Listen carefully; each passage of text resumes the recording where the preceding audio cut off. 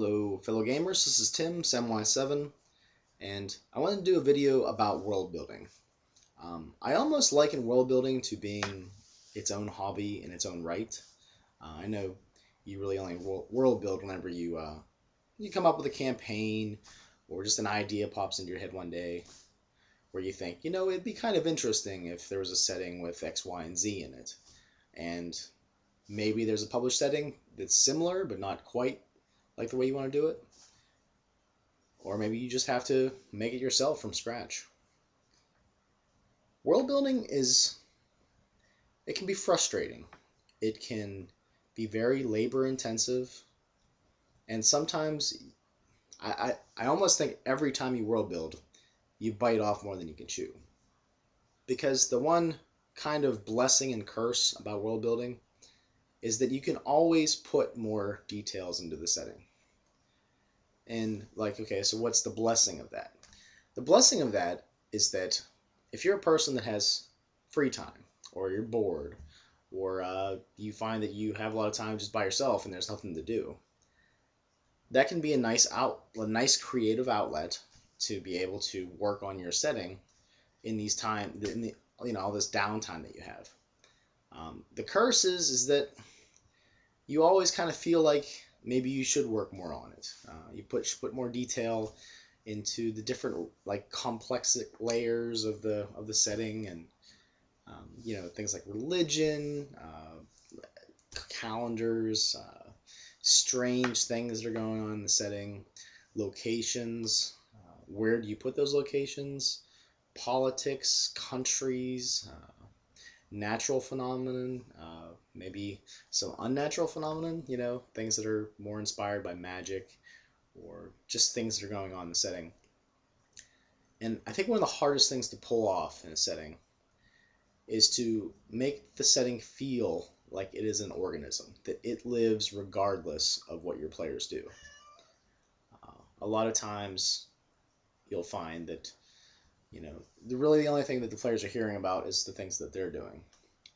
It's very good to, as they're in the tavern or as they're, coming out of the dungeon and, bump into some people wandering by, like maybe pilgrims or something, that they hear rumors. And these rumors should really include lots of detail, or even just a little bit of detail about something that's going on off screen, that's in the background. Rumors of wars and strange, upheavals and changes in some of the local area, or there's a lot that you can do with it. But back to world building. If you are a new GM, or maybe you're even a player that's aspiring to be a GM, and you're not really sure what setting to use, if you're just starting out, it's probably easier to just have a setting that you buy. You buy, a book, probably about 30-40 bucks, depending on what system you use, or you go online and you use a setting that's free that you can find online. Maybe you just buy a PDF of something because that's a little bit cheaper. But in my experience, especially when I'm at work or I'm driving, I just have these ideas that pop into my head when I'm doing some sort of mundane, repetitive task, and my mind kind of wanders a little bit. And I think, it would be really neat if there was a setting where there were no stars and moon, but there were just glowing dragons that were very fickle, so they weren't dependable. So that was kind of a basis for one of the settings that I tinkered on for a while. Problem with that setting, it never really got finished. I wanted it to be a group setting where a bunch of people were working on the setting. But in my experience in my life, every time I've ever been in a group project, I'm the only one that does the work. So, or maybe one other person. This goes back to high school, college, and a lot of people would just basically depend on Tim to do all the heavy work and do all the lifting and make sure they didn't fail the class, because that's usually how it ended up in my experience. But I don't know, maybe your experiences with humanity have been better, but I find that most people are a little bit lazy, especially about stuff that, as my wife would call, is fake you know, this whole role-playing thing. She really doesn't understand it. I've tried explaining it to her many times in the past, but so group projects can be rough for world building.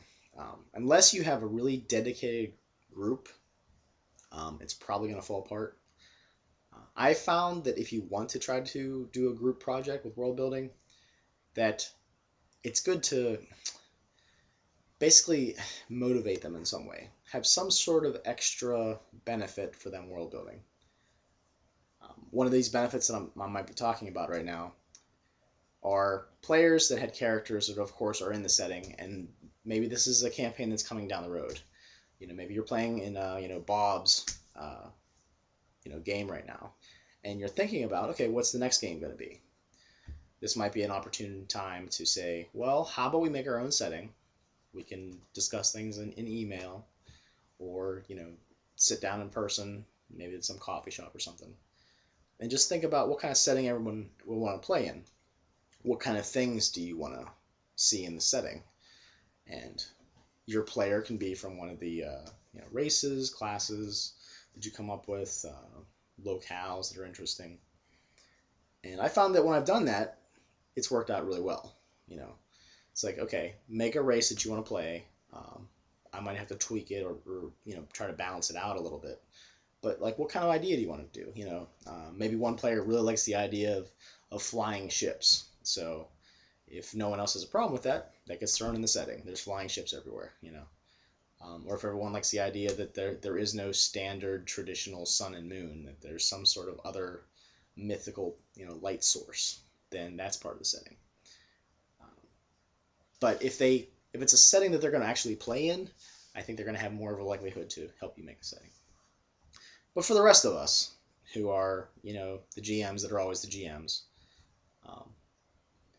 it usually comes down to you hanging out by yourself and just putting all this labor of love into the setting, putting all the details in, trying to figure out what would happen, if certain taboos were done by certain people in different cultures. And there really is a lot of detail that you can put into a setting. I find that I probably spend too much time worrying about setting. Even published settings, I'm worried too much about getting it wrong. And I have to tell myself that it's my setting. And if I get my own setting wrong, who's really going to know but me? So I have to tell myself to calm down, relax a little bit. If I forget stuff, I forget stuff. Same thing for any published setting. If you forget something, don't stress too much about it. You can always retcon things and fix them afterwards. But world building is something that I really enjoy about the hobby. I really like the idea of thinking a thought all the way to its conclusion.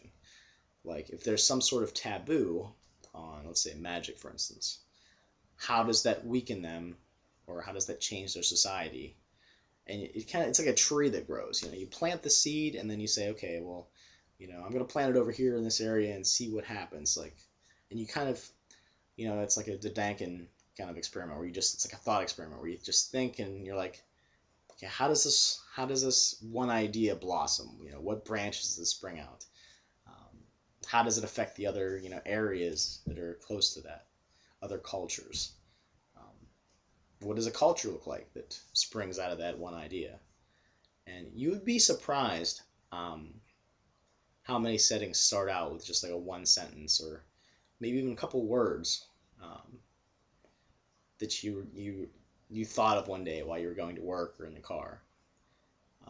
Something as simple as like superheroes of the apocalypse. What is that? Superheroes of the apocalypse. It's like 4 or 5 words. That could be the seed that starts a whole new campaign. So when you're doing world building, it's one of those things that try not to stress too much. It's your creation. You're always going to try to put cool things in and see where things take you. Don't be afraid to try new things, and hopefully that's what you're trying to do with your setting, is do something different, something that really hasn't been done before. Probably going to be a few videos where I just talk about world building here, so I'll see you in the next one.